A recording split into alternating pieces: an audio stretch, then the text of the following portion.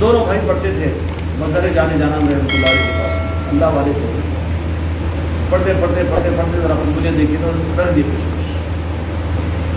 جو بادشاہ تھا ہم کو دینا ہمارے باپ کے بعد، دونوں بھائی کا فائدہ کیا، بولے ٹھیک ہے فیصلہ کل کریں کرا، دونوں بھی آئے، دونوں بھی آئے، آ کر خدمت یہ کی کہ وضو کو کرا دی، بڑے بادشاہ اب بڑے بڑے بھی ہوتے تو سمجھتے کہ بڑے ہم نہیں ہیں، ہمارے تخت و تاج ان کے صدقے میں ہیں، وفادار تھے، نمک حرام نہیں تھے، نمک حلال تھے، اس لیے وہ لوگ کبھی اولیاء کے معاملات میں جرات ہی نہیں کر سکتے تھے کہ کچھ سمجھے کچھ بولے۔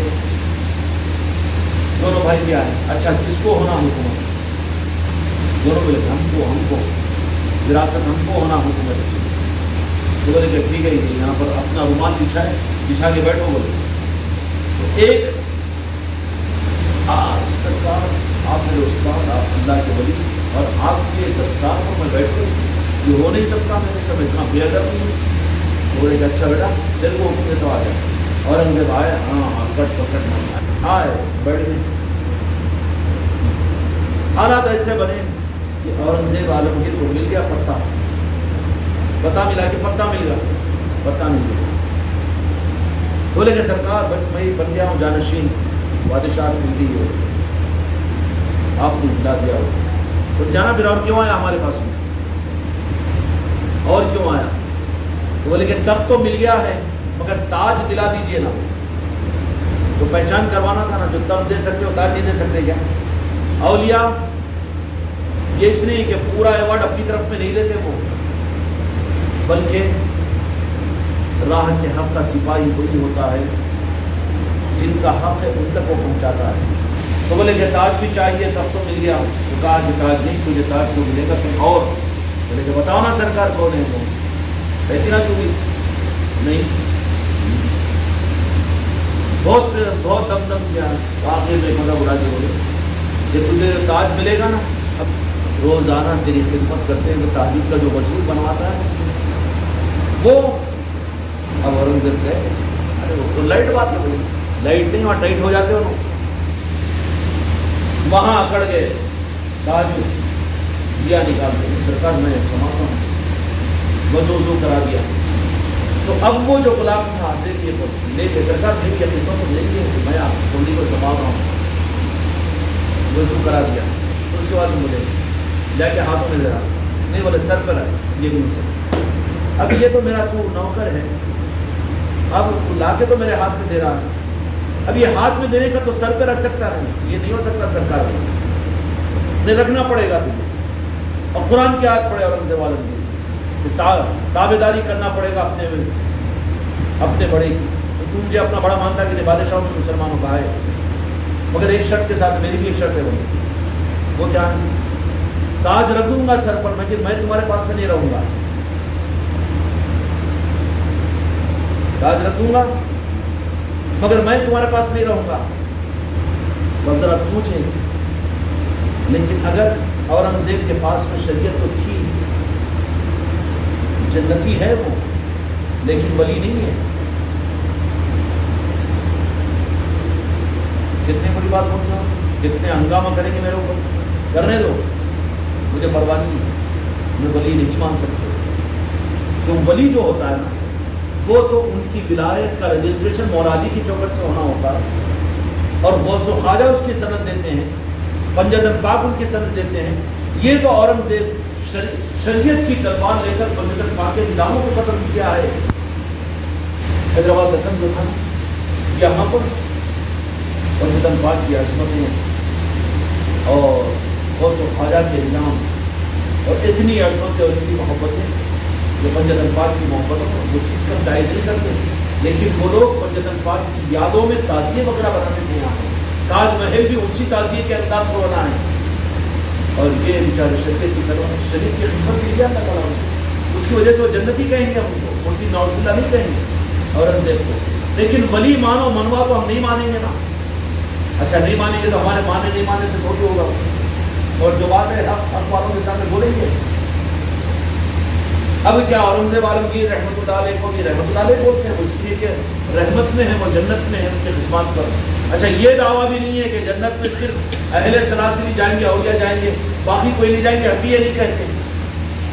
جو بیعت بھی نہ ہو وہ بھی تو جنت میں جا سکتا ہے، جو ایمان بھی نہ لایا ہو چاہے گا تو وہ رب اس کو بھی جنت میں ڈالے گا۔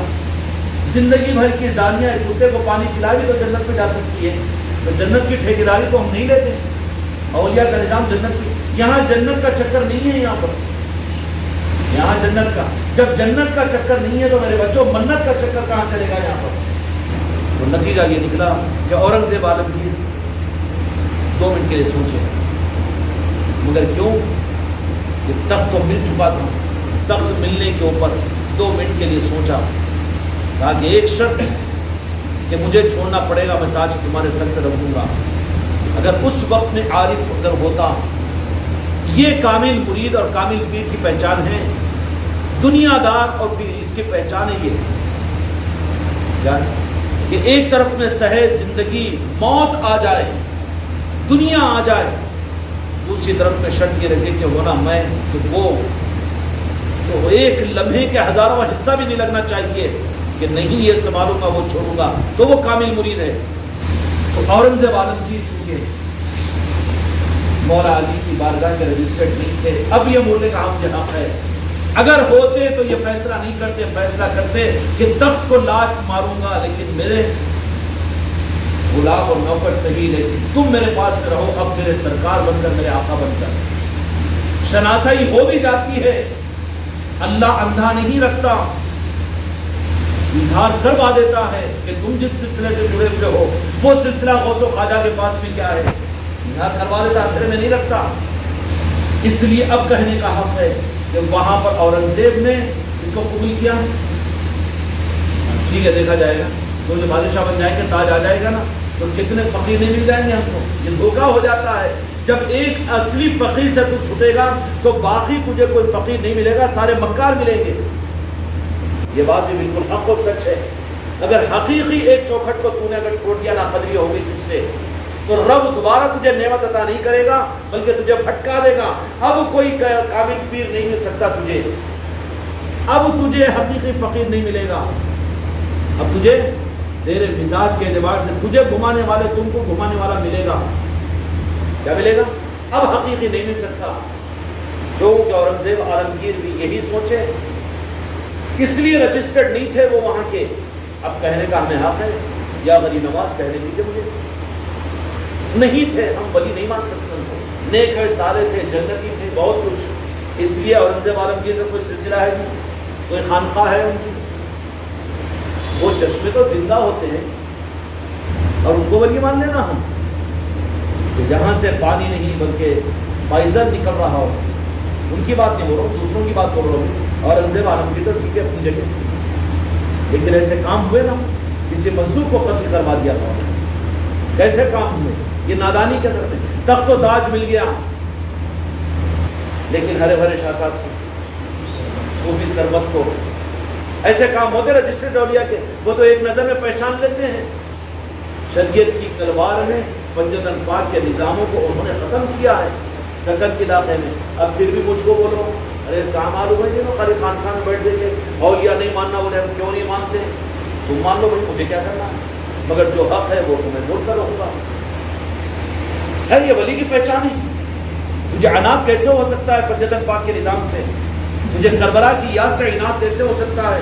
مجھے بزرگوں کے آستانوں کا کمپٹیشن کیسے ہو سکتا ہے کہ میں جاؤں اور وہ سلام کروں گا جواب بہت قسمت خان رہے اپنی اوقات میں؟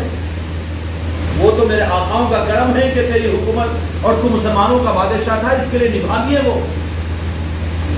ورنہ ایک اشارہ کرے تو تیری حکومت کی چوکڑی تو بھول جاتا تھا، روئی کے گالے کی طرح سے تیری حکومت اڑ جاتی تھی۔ لیکن کیا کیا اورنگزیب عالمگیر، چلو مسلمانوں کا بادشاہ اس کے لیے رعایت کرتے رہے، لیکن اس شریعت کی تلوار کے معاملات کے اندر میں کیا کیا جرم نہیں ہوا، صوفی سرمت کا بھی۔ اور اسی طریقے سے یہ ٹھوکر نہیں کھاتا نا اولیاء جو حق کے راستے پر ہے، ارے میرے سے غلطی ہوگی بولنے کی ضرورت نہیں پڑتی، یہ فوراً دل کا مراقبہ کر کے دستک دے دے گا، غریب نواز کی چوکھٹ کو سنبھال لیجیے، غریب نواز، غوث الاعظم سنبھال لیجیے، مولا علی سنبھال لیجیے، فوراً کہہ دے کہ رک جا، رک جاتا ہے۔ اب تو آئے گا کہ نہیں آئے گا؟ اورنگزیب عالمگیر رحمۃ اللہ علیہ بولتے ہیں نیک اور صالح آدمی کا، اور انہوں نے فتاوی عالمگیر لکھی ہے، یہ علمی خدمت ہے، بڑے علم والے کہہ سکتے ہیں ان کو، ہم جنتی کہہ سکتے ہیں، لیکن ولی نہیں مان سکتے ہیں۔ اب جو کہتے ہیں بیچارے کہتے ہیں اس درجے میں ولی کا مطلب کیا ہے؟ وہ مسترد اور اسسٹڈ اولیاء میں یہ سب میں مت لاؤ کو میرے غوث خواجہ کی یا صابر پاک یا راجہ شاہ ولی کے اولیاء کی لسٹ میں مت لاؤ۔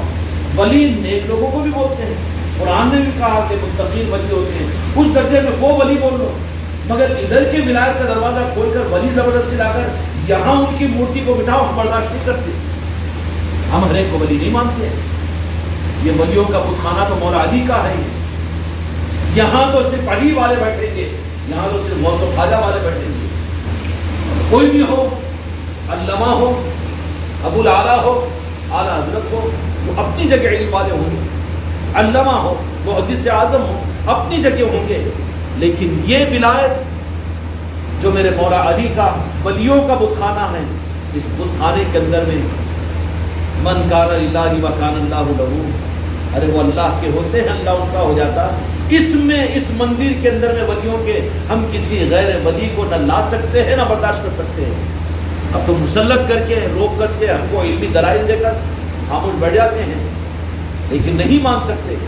یہاں پر تو جو مولا علی کی بارگاہ کے سند یافتہ ہے اور اس کی پہچان ہوگی تو ان سے علی کے شجرے چلیں گے، ان کے ذریعے سے سلاسی چلیں گے، ان کے ذریعے سے غوث و خواجہ کا نام دنیا میں زندہ ہوگا، ان کے ذریعے سے خانقاہی نظام دنیا میں چلے گا، ان کے ذریعے سے لوگ اولیاء سے قریب ہوں گے، اولیاء کے نظاموں سے قریب ہوں گے۔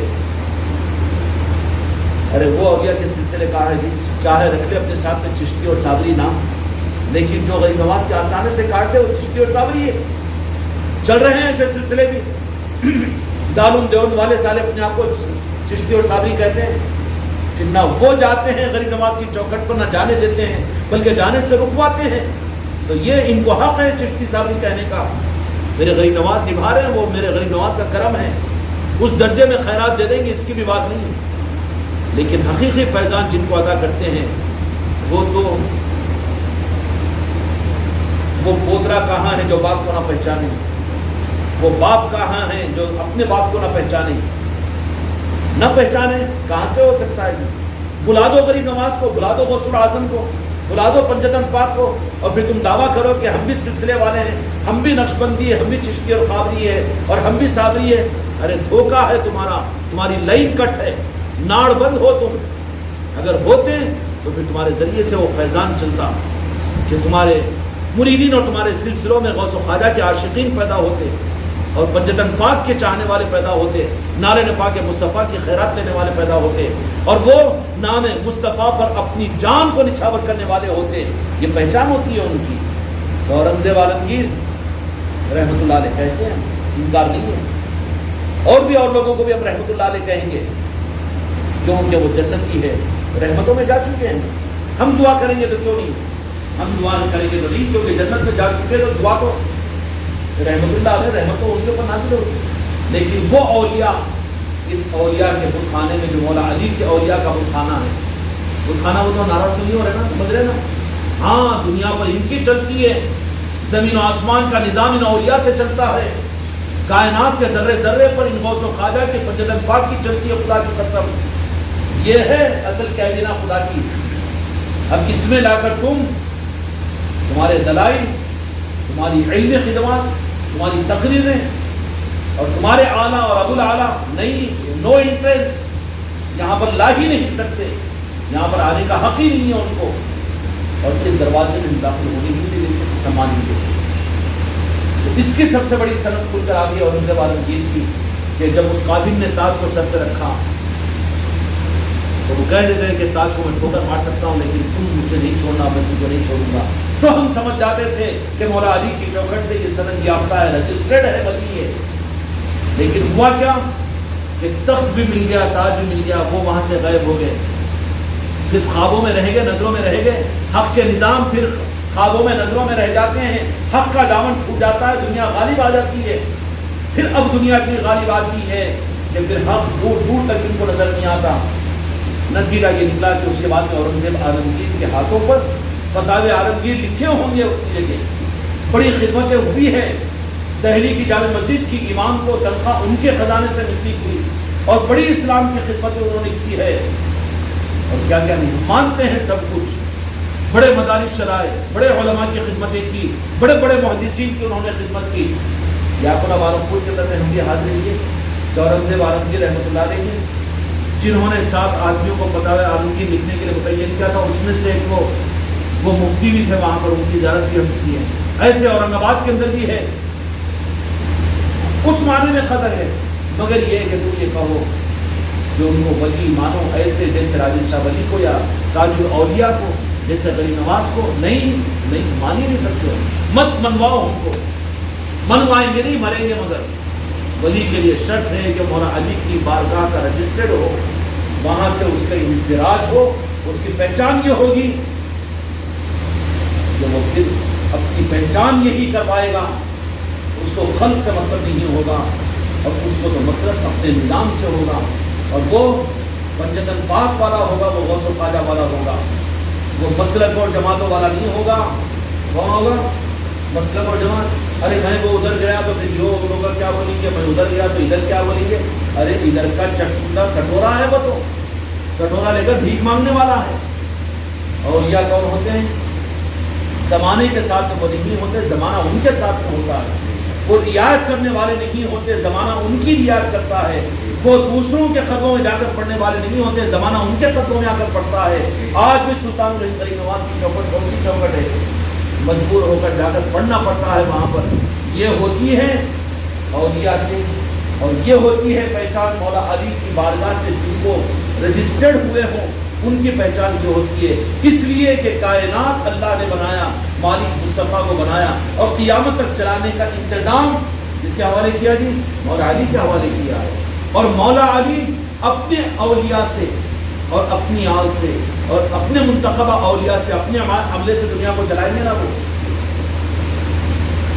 سمجھ آ گئی. اس لیے اورنگزیب عالمگیر رحمۃ اللہ علیہ کو ہم بولیں گے، ہم بولنے کو تیار ہو جائیں گے رحمۃ اللہ علیہ اگر جنت کے اگر ہوں گے تو. یا نہیں تو اللہ تعالیٰ ہم کو بھی رحمت عطا فرمائے، یہ تو دعا کریں گے ہم رحمۃ اللہ علیہ. لیکن اولیاء نہیں مان سکتے، اس لیے کہ مانتے تو ہمارے پاس دلیل یہ تھی کہ جب اس فقیر نے ان کے خادم نے کہہ دیا کہ تاج میں آپ کے سر پہ رکھوں گا لیکن آپ کو پھر میں آپ کو نہیں ملوں گا. اگر ولایت کے نظام کے ہوتے نا، ہو کر مارتا ہوں تخت کو بھی لیکن میں تم کو نہیں چھوڑ سکتا. ایسے ہی میرے بچوں، حق کے ملنے کے بعد میں حق کو چھوڑنا، جان کا چھوڑنا اس کے لیے آسان ہو جائے گا. حق نظام جہاں پر مل جائے، اب وہ پیر کے پاس کھانے کو کھانا نہ ہو اور پہننے کے لیے کپڑے نہ ہو، لالچ تو دنیا کی شریعت میں نہیں چلتی تو طریقت میں کہاں چلے گی؟ طریقت میں تو جو کچھ بھی ہے وہ تو قربان کروایا جائے گا. سمجھ میں آ گیا؟ یہ چیز ہوتی ہے میرے بچوں. اللہ تعالیٰ اپنے ساتھ ہم سے